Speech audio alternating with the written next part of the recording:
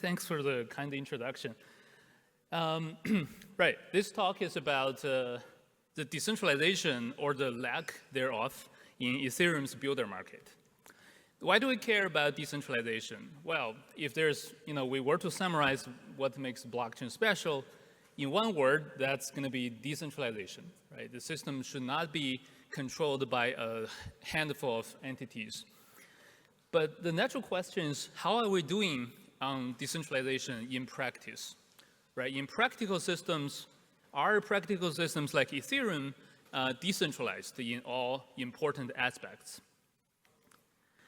So this session is about MEV, and the MEV is considered to be an important threat to decentralization. Just quickly talk about what MEV is. MEV refers to the profit from manipulating transaction ordering by injecting, deleting, or reordering transactions, etc. So this is a pretty significant amount of profit. To give you a concrete sense, you can think about something like $1 million per day at the high point. This value varies, of course, but it's a pretty significant amount. The concern that MEV brings up in terms of being a centralizing force is the following. So this significant profit is not equally distributed across validators or participants in the consensus protocol, all right? Because big validators can perhaps extract MEV better than small validators. So the concern is that most of the MEV will be extracted, earned by big validators, and the smaller ones will be driven out of the market. So this threat is recognized by the blockchain community, and the Ethereum community in particular is actively engaged in mitigating it through a mechanism called PBS, or proposer-builder separation. That's where this builder market is introduced. So the idea in PBS is, well, the challenge with MEV is that not all validators are equally well at extracting it, are equally good at extracting it. So why don't we introduce a specialized service that extracts the value for validators? So what they introduced is a market of builders. So when a validator is up for proposing a block, instead of building the block by him or herself, the validator goes to the market and asks for these builders to propose, to build a block and to compete for including that block in the blockchain. Essentially, this is an auction where the builders will bid for including the block in the blockchain. And the proposer naturally chooses the most profitable block, paying the highest. This system has been in operation since 2022. And ideally, if the builders market is competitive and builders compete with each other, what they will do is they will essentially give most of the MEV away in the form of auction revenue, right? Ideally, proposers do not need to do much. They can then collect most of the MEV in the auction revenue, and therefore this system is meant to level the playground of validators. All right. But how is the builder market functioning? How is it fighting decentralization, fighting centralization? So the answer is rather unclear, because the builder market itself now is hyper-centralized. So this graph plots the market share of different builders over time. You can see a kind of a clear trend towards less variety of colors, which indicates a concentration of market share towards just a few entities. As of March 2024, which is when we plot this graph, 3 builders are responsible for building 90% of the blocks in this builder market. It's a hyper-centralized builder market. So the natural question is this centralization okay? It's thought to be okay by the community. I'm quoting this blog post from ethereum.org. Basically, the argument for it being okay is that, we don't really care about the builder centralization. What we want is proposer decentralization. As long as that is the case, it's okay to have a builder, market that is centralized. We are not convinced by this argument. That's why we did this study.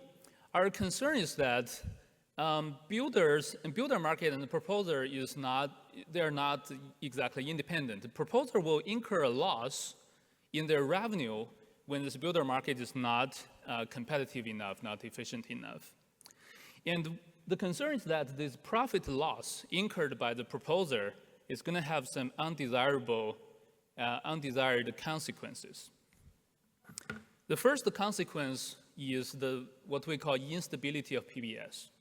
Right? When proposers do not get enough from this market, what they will do is they will go ahead and start building blocks by themselves. And this takes us right back to square one, because now the proposers and the builders, proposer will start to function as a builder. They are incentivized to build blocks by themselves, thus reintroducing the centralizing force that PBS wants to avoid. The implication number two is there are various proposals building on top of such MEV auctions, proposing to maybe burn some of the MEV or redistribute the MEV, and they are effectively using the auction revenue as an indicator or an oracle for how much MEV there is in the system. So proposer's loss translates to inaccuracy in this oracle. Right, for example, in MEV burn, for example, if this oracle is not accurate, that means you may be burning less than what you should have, what you should be burning. So in this talk, I will present the results we find in this empirical paper. We want to quantify the loss incurred by the proposers. We want to understand the causes, and we want to explore ways to mitigate the loss. So let me just quickly introduce some notation so we can talk more precisely. In each instance of MEV auction, builders will submit a bid in the form of block B and the bid value BV. We denote the true value of each bid, the TV of B. True value of the bid means the balance increase after executing transactions in B. So the TV of B is what the builder will actually get in the pocket if B is included in the blockchain. So when the auction concludes, the block with the highest bid value wins the auction. The block is added to the blockchain. Builder of B gets the true value, and builder pays the proposer the bid value. So the difference between the true value and the bid value is what the profit pocketed by the proposer. So usually the bid value is lower than the true value because the builder wants a non-zero profit. Okay, so now after understanding this mechanism, we can talk about the potential concerns. Why are there what are the potential reasons for proposer losses? The first one is the first question is whether the mechanism itself actually incentivizes competition. Does this round-based auction incentivize competition? So there is reason to say yes, because it is akin to English auction, which has nice properties in terms of encouraging competition. But there's also reason to say no, because MEV auction is not exactly English auction, which doesn't have a deadline. And for MEV auction, you do have a deadline. And also, when there are only 3 major players, there's a concern that they may collude or they may coordinate in other fashions to reduce the competition. So that's the potential reason number one. Another reason is a little bit more subtle.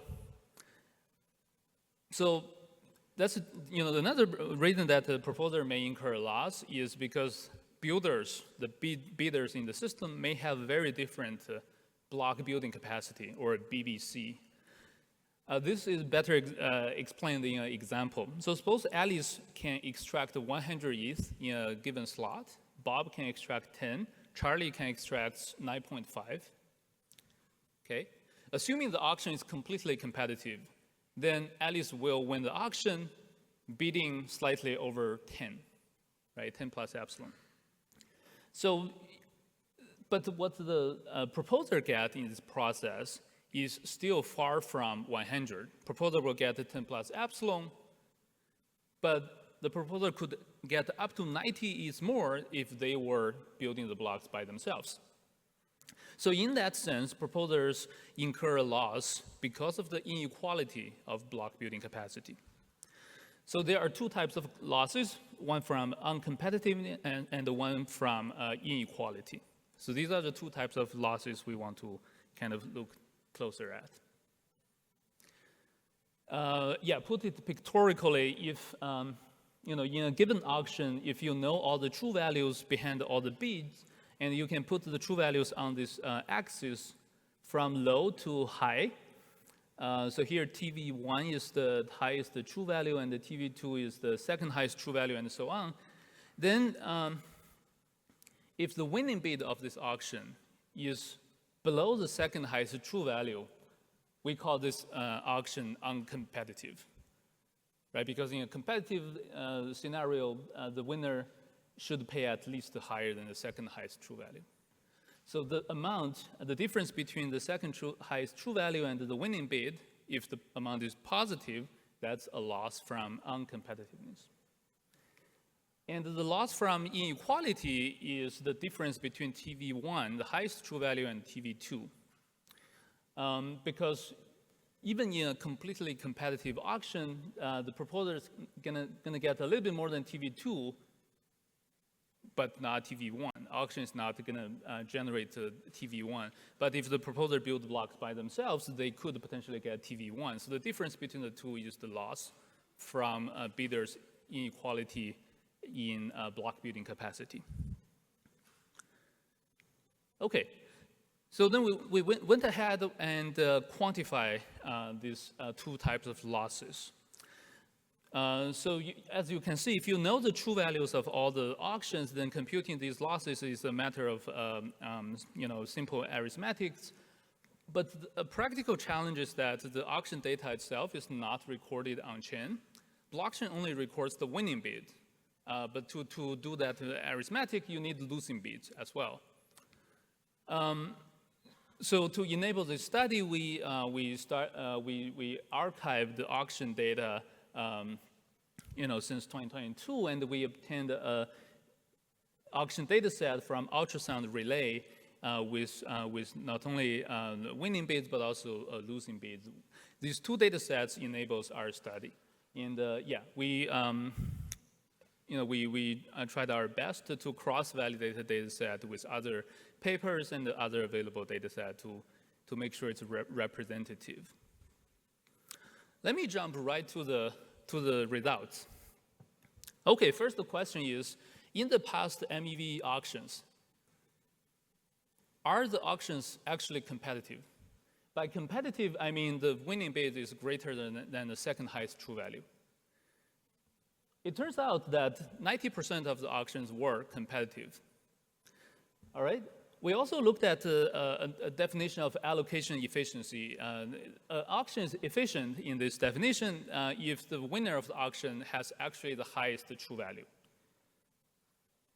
Interestingly, only 80% of these auctions are efficient. That means there's 20% of the auctions won by parties who do not have the highest true value. All right, and there are 70% of the auctions that are both efficient and competitive. So that's first set of results. Were the auctions competitive and efficient? Second set of results is we looked at the inequality of block building capacity. Right? Are builders equipped with similar capacity to build blocks? So to do that, we looked at the true values of the bids. And we used the various statistical metrics to plot the disparity of the true values. And this graph in particular shows a metric called the QCD. The larger the QCD, the worse the inequality is. You can see that the x-axis is for different builder groups, top and the middle and the tail builders. And different color represent the different MEV size of MEV in a given slot. So you can see that within each builder group, inequality gets worse when the MEV gets, when there's more MEV. So top builders tend to have similar block building capacity when MEV is low. But when MEV is, high, then the inequality worsens. And across the board, there's an inequality worsen trend as we go down the list of the block, the builder. So tail builder, for example, has much worse inequality than top builders. Okay? So the takeaway is, builders do have drastically different block building capacity, even among the top builders when the MEV is high. Okay, the third set of results is, ultimately we care about the loss. That's what I motivated the talk with. So we compute the loss, two types of the losses. Here's the result. Okay, so the loss from uncompetitiveness turns out to be quite small, despite that, about 10% of the auctions weren't competitive. But the loss is moderate, it's about 1%. But on the other hand, the loss from inequality in block building capacity is a lot more significant. The percentage is around 6 to 12% in the range of our study. For example, give you a concrete sense, in April, in this week of the April in 2023, the profit in MEV is 2,700. Losses from uncompetitiveness is about 47 ETH, but the losses because of inequality is 312 ETH. So if there were not, if there were no inequality, then the proposer could have earned 300 ETH more. Okay. Right, so the takeaway is that the two types of inequalities kind of manifest itself in the loss quite differently, with this inequality causing a more significant loss. So then we want to understand, right, what caused the inequality. So this has to do with how builders build their blocks. Builders' job today is they accept the transactions from various channels. These channels, some of them are public, some of them are private, and then they come up with a block by kind of identifying the best combination of these transactions from these channels. The important distinction between these channels is that some of the channels are public and some of them are private. The public channel is available to all builders. Private channels are sort of the secret information available only to a specific set of builders. So the answer to this question is the reason that caused the inequality is largely due to access barriers to profitable order flows. So profitable order flows can only be accessed by a small set of builders. And the more interesting takeaway is the reasons behind the access barrier. We observed two reasons. First, there's a kind of a trust issue between searcher and builders. And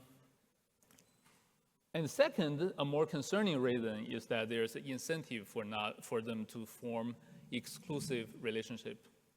I will now talk about each briefly. Right, so order flow providers do not share with their private orders about any builder because they don't trust the builder, because this mechanism doesn't protect the order flow providers from malicious builders. Usually, order flow providers resort to either the reputation of the builder, or they have to just hide their identity from the public to achieve this obscurity for security. So because there isn't really a fair exchange mechanism between the order flow provider and the builder, the order flow in some sense cannot flow freely. And platforms like MEV Share, aim to address this problem by providing this fair exchange mechanism, but the systems that we have today are still centralized. So that's the first reason for integration, for inequality. The second and the more concerning reason is this phenomenon called integration. We observed that order flow providers sometimes form an exclusive deal with a builder, right? They only send their order flow to a specific builder, not others. To identify such integration, we proposed a metric called the pivotal level, and we identify these integrations through the auction data. We find that the top 3 builders, all of the top 3 builders who collectively win more than 90% of the market, have integrated order flow providers. Interestingly, we kind of reveal a previously unknown integration between a Telegram bot and the builder Titan. The reason that integration is more concerning is because there's a strong incentive to form integration. For one, integration gives the builder a unique advantage in the auction.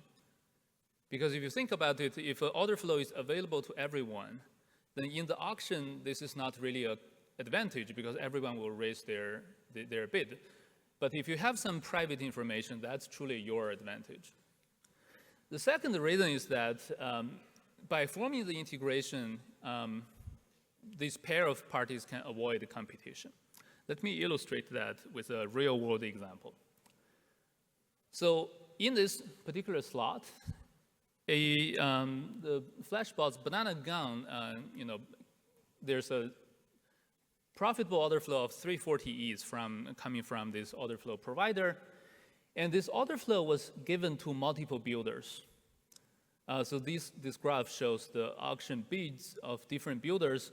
It's a little bit, it's not legible, I know, but because everyone bids, all these builders bid close to 340, then most of the value is captured by the proposer, the auctioneer. Well, then you would think, a rational, participant would think, why do I send it to everyone and it sort of cause this contribution? I could have avoided it by sending it only to one builder. That's indeed what happened in a later slot. Another very profitable order flow from Banana Gun arises again. It was sent to only one builder, Titan. And this time, Titan doesn't need to bid crazy high to win the auction. Titan paid only 80 Ether to the proposer. The remaining 128 is sort of the surplus of this integration. You can imagine the kind of two ends of the integration can share this surplus. So the result is integration leaks this MEV out of the system. They are not captured by the proposer. They are not captured by the protocol. They went to the builder's pocket. Right. If you think, look at the game, you would think that the builders should earn epsilon in a perfectly competitive market, but actually top builders earn a lot. In the first week of June, it's a particularly good week for the builders, but these top 3 builders made $5.5 million. That's more than epsilon.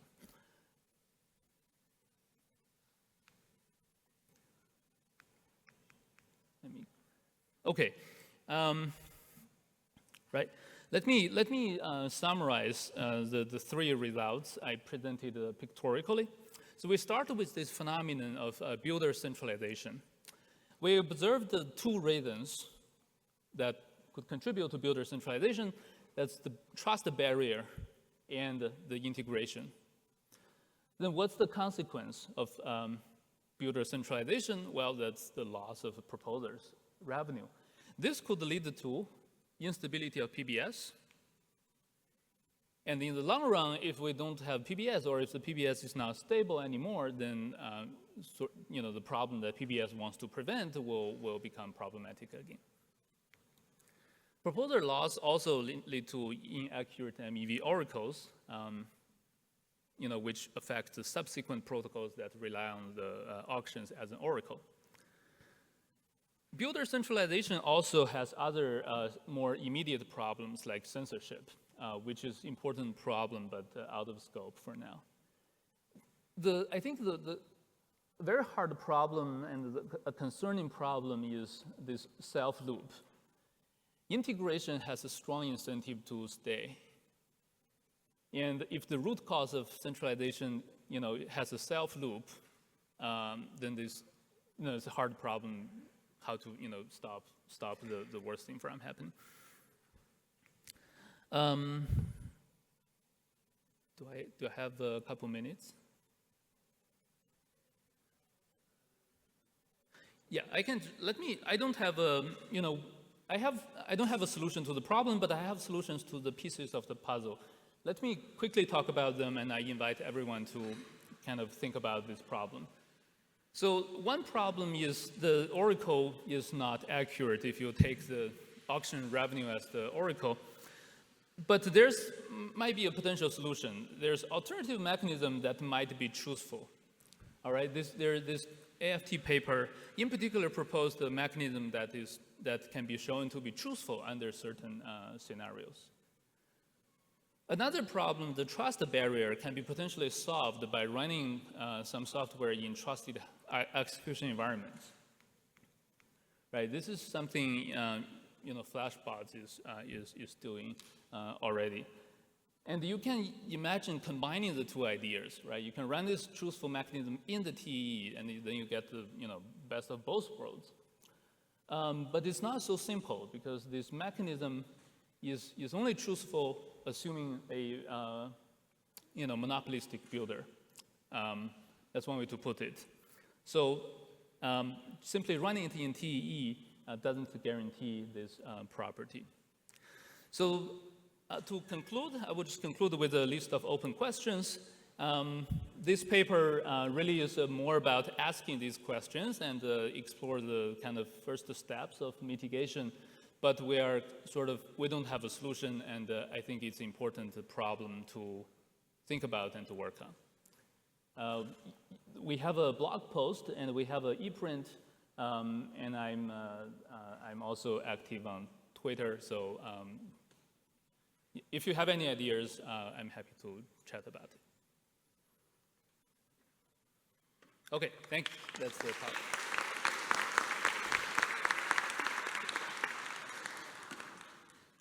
Thank you, Fun. Any questions for Fun? Yeah, go ahead. Hi, thanks for the talk, very comprehensive. So I have a question here. Is the analysis really based on like how do you evaluate the true value here, which I personally think it's usually like a hidden value that is not public to all. How do you determine what is the true value for each block, and how do you analyze that? Thanks.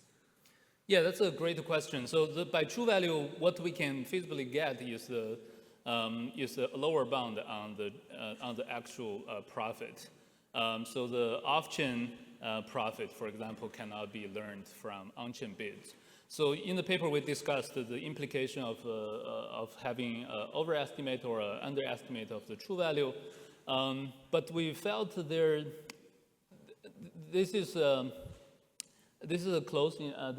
kind of approximation, but it's also a standard approximation adopted by virtually most of the analysis like this.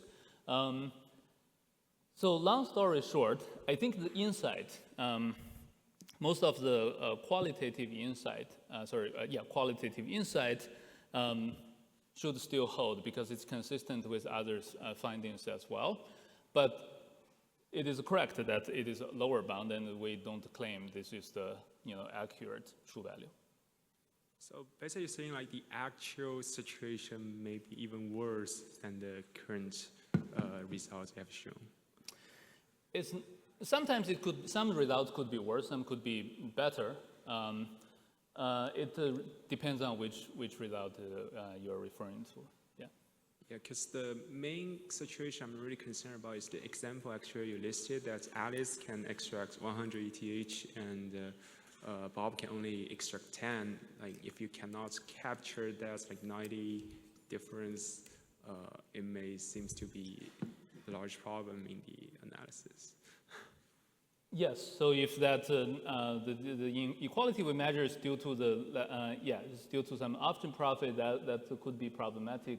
But we also think that in examples like these, the type of profit we're talking about is from priority fees. So so it doesn't really involve option values. Thank you. Very good. One more small question. So you mentioned there's a need for a subsidy, no? For newly entrant block builders. Can you give us a rough estimate of how much that would be? Good question. So I think in our estimate, the rough number is around a few ETH, I think, to sustain a market share of 1% for a week. And that's, I think, some builders' requirement for you to receive order flow. This 1.4 ETH is not a big number in the absolute sense, but if you compare it with the revenue of kind of long-tail builder, then that seems to be a relatively big number. I think that's in the range of our study. Yeah, cool. Thanks a lot for quantifying this for us, no? For the community. This is fantastic. Thank you, Fan. Okay, thanks.